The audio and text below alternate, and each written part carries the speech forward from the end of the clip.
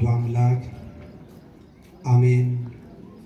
ክርስቶስ ተንሥአ እሙታን አሰሮ ለሰይጣን ሰላም ኮነ።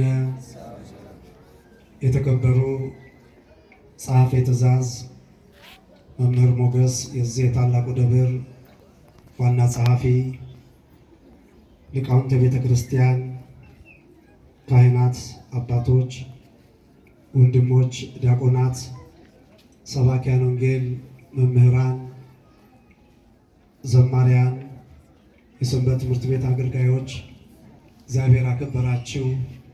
በዚህ በቅድስናው በጸጋ ጉንጃ ቤት በምሕረቱ አደባባይ የተገኛችሁ እግዚአብሔር የሚወዳችሁ እግዚአብሔርን የምትወዱት እንደምን አደራችሁ? እንደምን አረፈዳችሁ?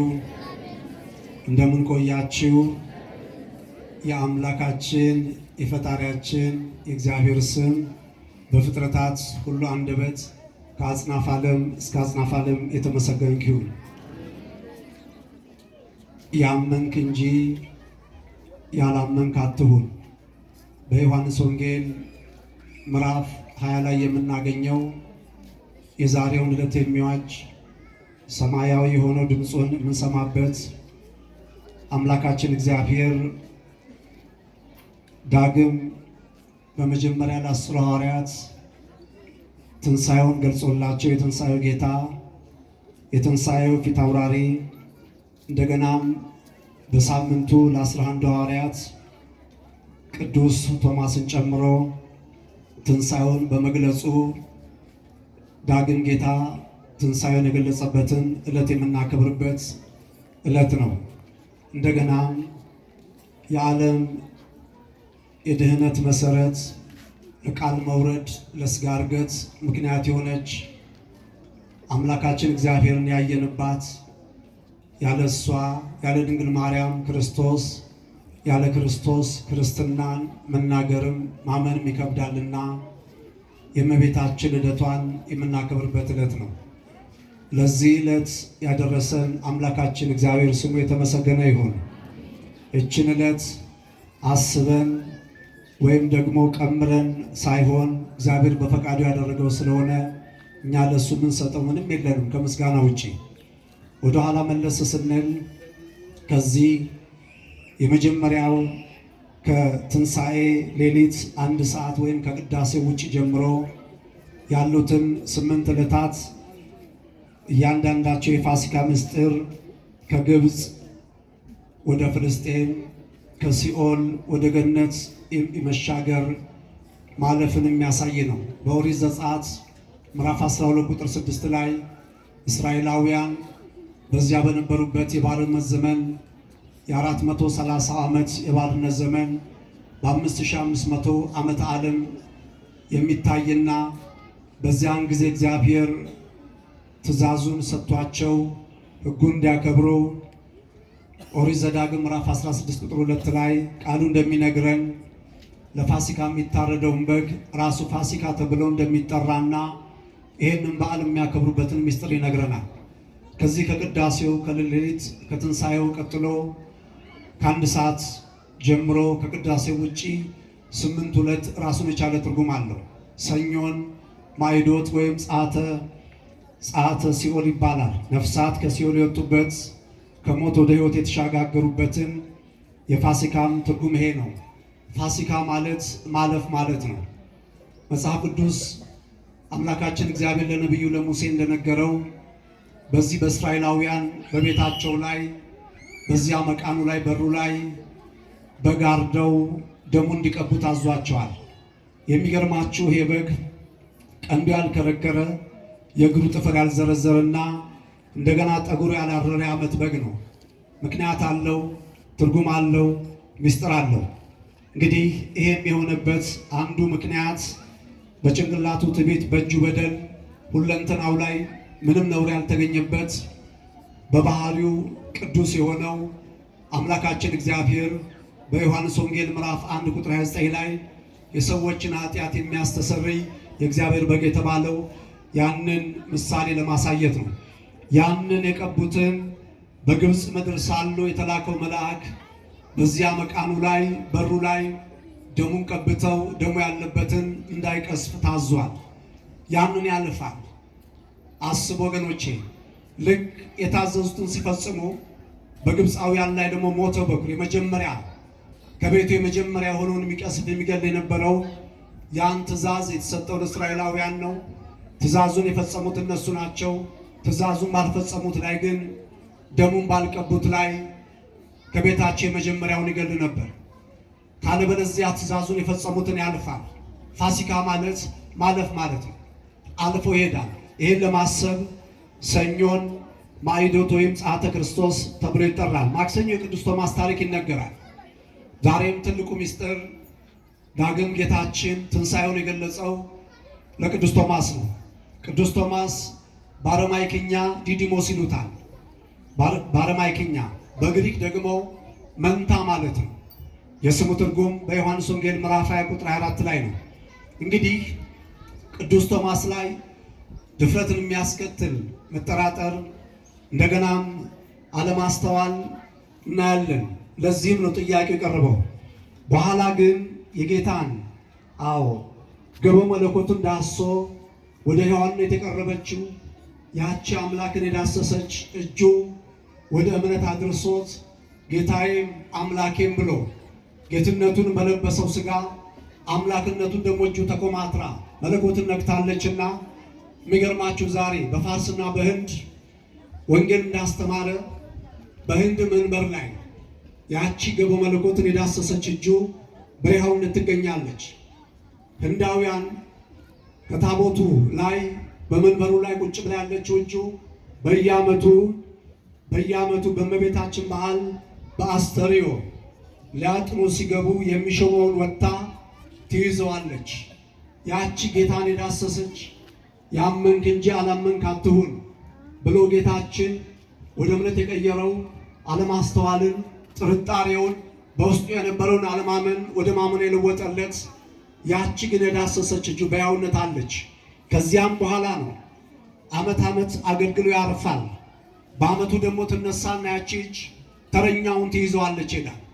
አሁንም ድረስ በህንድ መንበር ላይ እጁ ትገኛለች። ለቶማስ ጎኑን እንዲዳስስ የፈቀደው ለሐዋርያትም የተቸነከረውን እጁን እግሩን ያሳያቸው ቅዱስ ዮሐንስ እንዳለው በሉቃስ 24:39 ወይም በአንደኛ ዮሐንስ መልእክት ምዕራፍ 1 ቁጥር 1 ላይ በእጃችን ዳሰስ ነው ብሎ ወንጌላዊው እንደነገረን አንድም ቅዱስ ሥጋውና ክቡር ደሙን የሚፈትቱት እነሱ ናቸው። ከነሱ ቀጥሎ ነው አሰረ ፍኖቱን ተከትሎ አሁን ላሉት ካህናት ድረስ ቅዱስ ጳውሎስ እንደተናገረው እኔ ከክርስቶስ የተቀበልኩትን ብሎ በዚያች ምሽት በአንደኛ ቆሮንቶስ ምዕራፍ 11 ላይ ቁጥር 30ዎቹ ላይ በዚያች ምሽት ብሎ እንደተናገረው ስልጣነ ክህነቱን ከክርስቶስ የተቀበልኩት አለ። ነገር ግን በሐዋርያት ሥራ ምዕራፍ 13 በአንጾኪያ ከተማ ላይ ነው ቅዱሳን ሐዋርያት በአንብሮተ እድ የሾሙት። ሮብ ደግሞ አልዓዛር ነው። አልዓዛር ማለት እግዚአብሔር ረድቷል ማለት ነው። እግዚአብሔር ከሞት ያስነሳው ወልደ አብ ወልደ ማርያም መድኃኒታችን የማርታና የማርያም ወንድም የሆነው በዮሐንስ ወንጌል ምዕራፍ 11 ቁጥር 7 ላይ ያለው አልዓዛር ይታሰባል። ሐሙስ የአዳም ሐሙስ ነው የሚባለው። ይህም ራሱን የቻለ ብዙ ማብራሪያ አለው። ዓርብ ዕለት ቅድስት ቤተክርስቲያን የቤተክርስቲያን ታሪክ የሚነገርበት ጌታችን በተነሳ በስድስተኛው ቀን መለስ ብለን ስናይ በደሙ እንደተመሰረተች በዚህ በሐዋርያት ሥራ ምዕራፍ 20 ቁጥር 28 ላይ መንፈስ ቅዱስ የመሰረታትን ክርስቶስ እግዚአብሔር የመሰረታትን በደሙ ያጃትን ቤተክርስቲያን ትጠብቋት ዘንድ እናንተን ጳጳሳት አድርጎ ለሾመባትና ለመንጋው እንድትራዱ ነው ብሎ የተናገረውን ቃል የምናጸናበት የምናስብበት ነው። ዓርብ ዕለት በተወጋው ጎኑ በቀራንዮ ሲሰቀል የፈሰሰውን ደም መልአከ ምክሩ የሆነው ቅዱስ ዑራኤል በብርሃን ጽዋ ቀርቶ በዓለም ላይ ነስቶ በደሙ በነጠበበት ቦታ ሁሉ ቤተክርስቲያን ይሰራል። ምናልባት አርክቴክቸር በዚህ አይነት የተማሩ ሰዎች ይሄ ቦታ ለቤተክርስቲያን ያመቻል፣ እዚህ ጋር ቤተክርስቲያን ይሰራ ብለው በስጋዊ እውቀት አይደለም። በዚያን ጊዜ ነው መልአከ ምክር የሆነው ቅዱስ ዑራኤል የእግዚአብሔር ወልድን የክርስቶስን ደም በብርሃን ጽዋ ቀርቶ በዓለም ላይ ነስቶት ደሙ ባረፈበት በነጠበበት ቦታ ላይ ጊዜው ሲደርስ ቤተ ክርስቲያን ስትሰራ ትኖራለች። ድርሳነ ዑራኤል ገጽ 158 ቁጥር 22 ላይ እናስተውል። ቤተ ክርስቲያን በሶስት ትከፈላለች። አንዱ ሕንፃው ነው የምንሰበሰብበት፣ ሲጀመር የምንጀመርበት፣ ሲፈጸም የምንፈጸምበት፣ እንደገናም ፍሩሃን የሆንን ጥቡዓን የምንሆንበት፣ በስጋው ደሙ የምንታተምበት፣ ከእግዚአብሔር ጋር የምንነጋገርበት ቤተ ክርስቲያን ነው። ሁለተኛው የክርስቲያን ስብስብ፣ የክርስቲያኖች አንድነት ቀድሞ እንደሚባለው ቤተ እስራኤል፣ ቤተ ያዕቆብ፣ ቤተ አሮን፣ ልክ የያዕቆብ ወገን የአሮን ወገን ተብሎ እንደሚነገረው መዝሙር 117:3 ላይ፣ ማቴዎስ 16:8 ላይ። ሶስተኛው እያንዳንዱ ክርስቲያን የድንግል ልጆች ቤተ ክርስቲያን ነን፣ ቤተ መቅደስ ነን። በአንደኛ ቆሮንቶስ ምዕራፍ 3 ቁጥር 16 ላይ እናንተ የእግዚአብሔር መቅደስ ናችሁ ይላል። እባካችሁ የእግዚአብሔር መቅደስ ስናረክስ አንገኝ። ከሱስ ኢየሱስ ይሻላል። በሱስ አናርክሰው። ተንቀሳቃሽ ቤተ መቅደስ ነን። እንደገናም የቅዱሳን መታሰቢያ ነን። ወለተ ማርያም የድንግል ማርያም መታሰቢያ ነሽ። ገብረ ማርያም የድንግል መታሰቢያ ነው። ኃይለ ራጉኤል ቅዱስ ራጉኤል ይታሰብብሃል። ገብረ ሚካኤል ቅዱስ ሚካኤል ይታሰባል። ስለዚህ እኛም ሰውነታችን የቅዱሳን መታሰቢያ ነው፣ ቤተ ክርስቲያንም ነው። የቤተ ክርስቲያን ስርዓት ሲባል የክርስቲያኖች ሕግ ቀኖናው ስርዓቱን ያጠቃልላል። እንግዲህ ለቤተ ክርስቲያን አመሰራረት ደብተራ ኦሪትና መቅደሰ ኦሪት ምሳሌዎች ናቸው።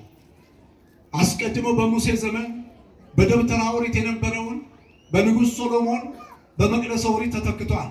እንግዲህ በሶስቱ ሕግጋት በሕገ ልቦና፣ በሕገ ኦሪት፣ በሕገ ወንጌል ከሰማያዊ መላእክት አንድነት ጀምሮ ረዥም ታሪክ ያስቆጠረች የቤተክርስቲያን አንድነት አሁን እስካለንበት ድረስ አለ። በዚህ ቦታ የሚፈጸመው ምስጢር ሰማያዊ ነው፣ በጸሎት የተገኘ ነው። አባታችን ሆይ በሰማያት የምትኖር ብለን ስምህ ይቀደስ ካልን በኋላ ፈቃድ በሰማይ እንደሆነ እንዲሁም በምድር ይሁን ስንል በሰማይ ያለውን ቤተ መቅደስ ነው የለመነው። በራእይ 11:19 በሰማይ ያለው የእግዚአብሔር መቅደስ ተከፈተ ይላል።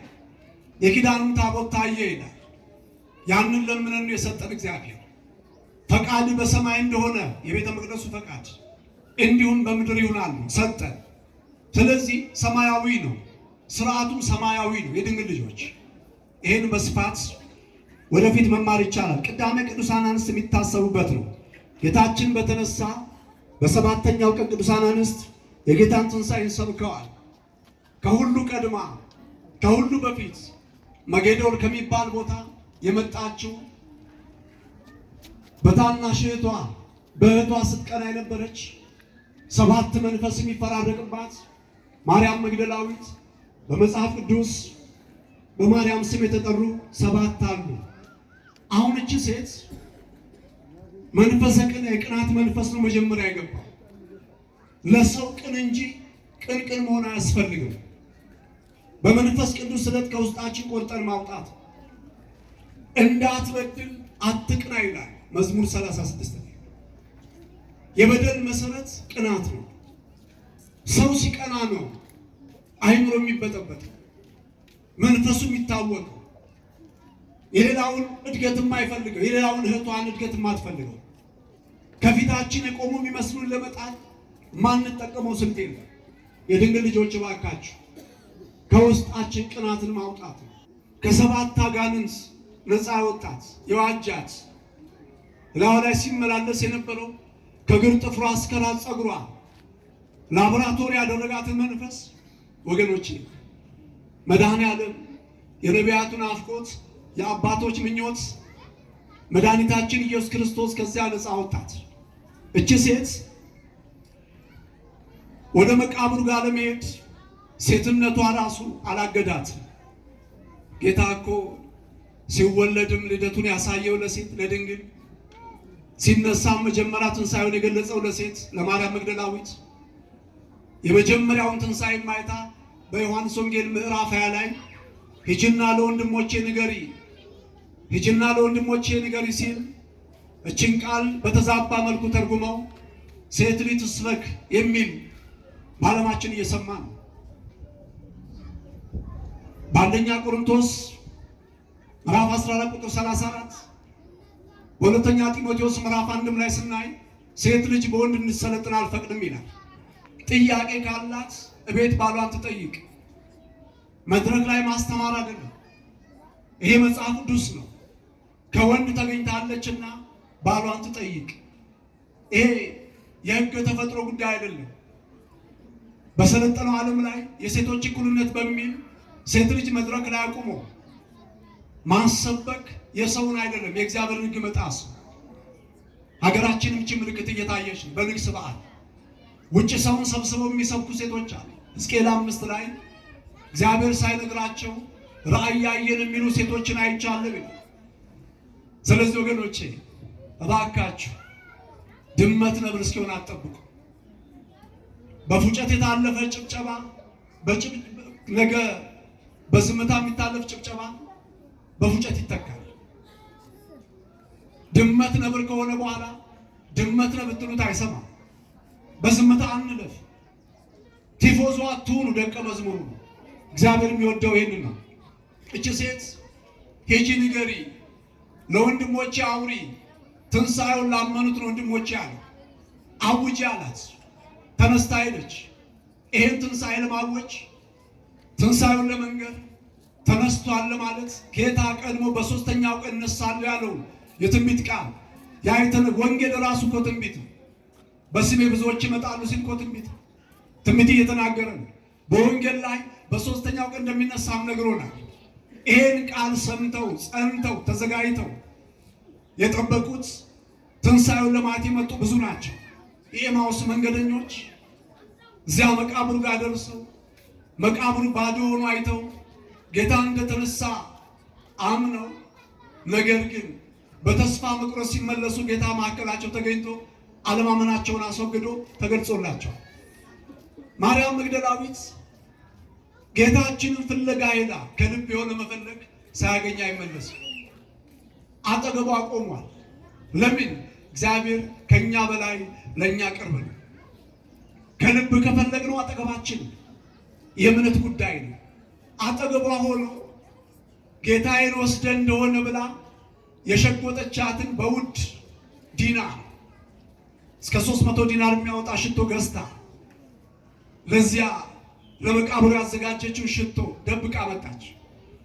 ለእግዚአብሔር ደብቀን ያመጣነውን በግልጽ መስጠት፣ እግዚአብሔርን በግልጽ ይሰጣል። በስውር የምንሰጠውን በግልጽ ይሰጣል። ያችን ሽቶ ደብቃ መጣች።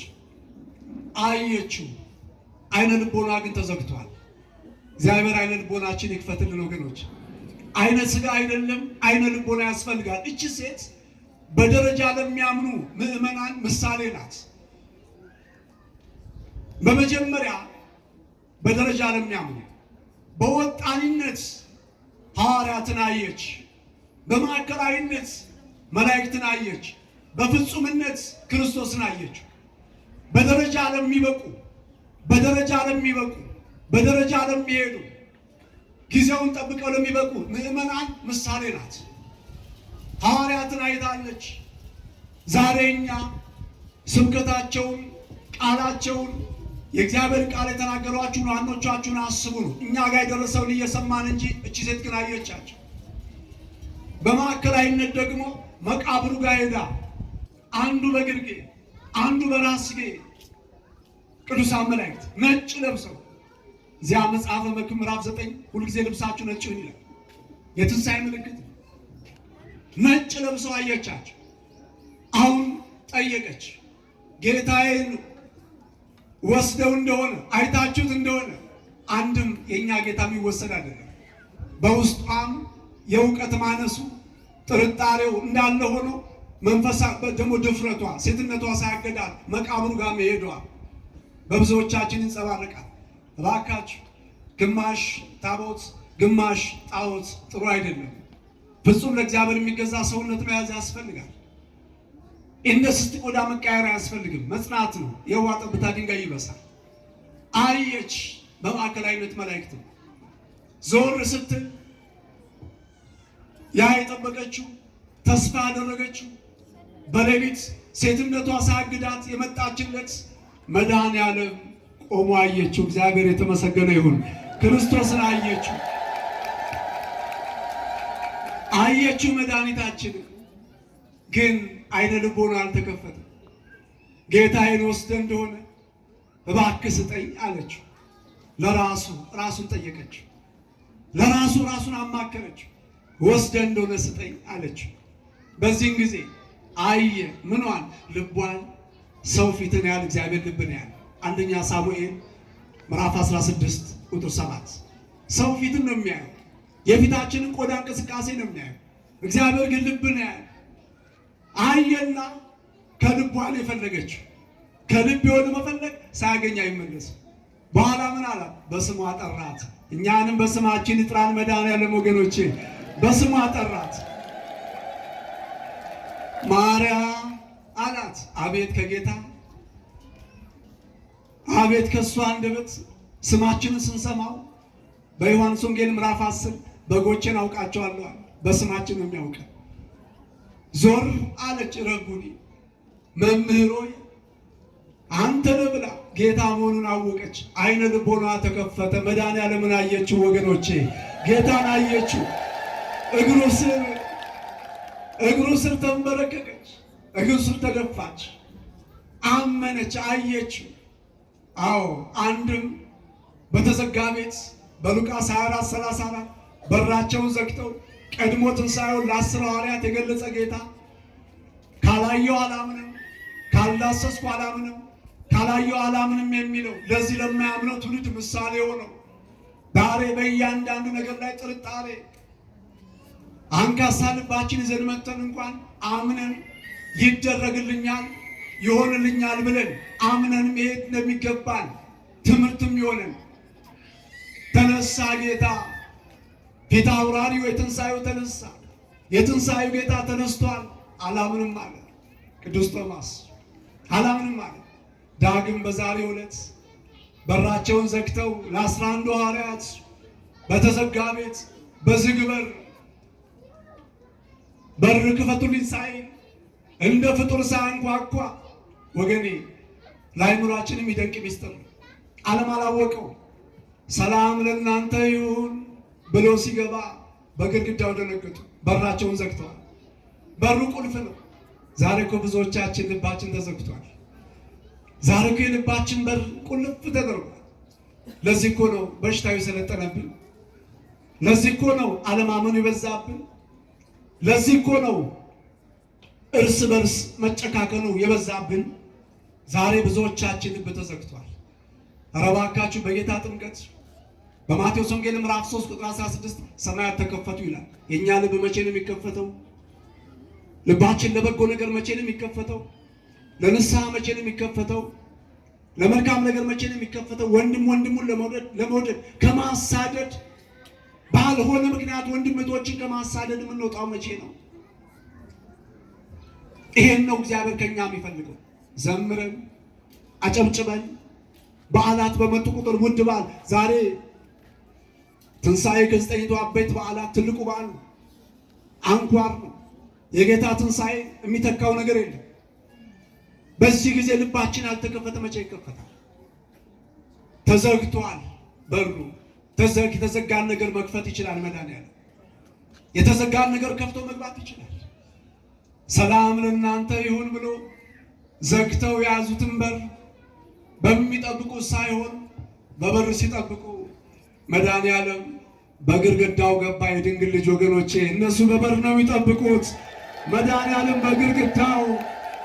አዎ ባልጠበቅነው በተፈተንበት በተሸነፍንበት በኩል መድኃኔዓለም ወደ ውስጣችን ይግባ፣ ውስጣችንን ሰላም ያድርግልን።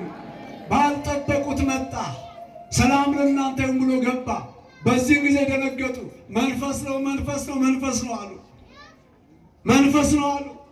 በእኔ እንደምታዩት ለመንፈስ ስጋና አጥንት የለው ደም የለው።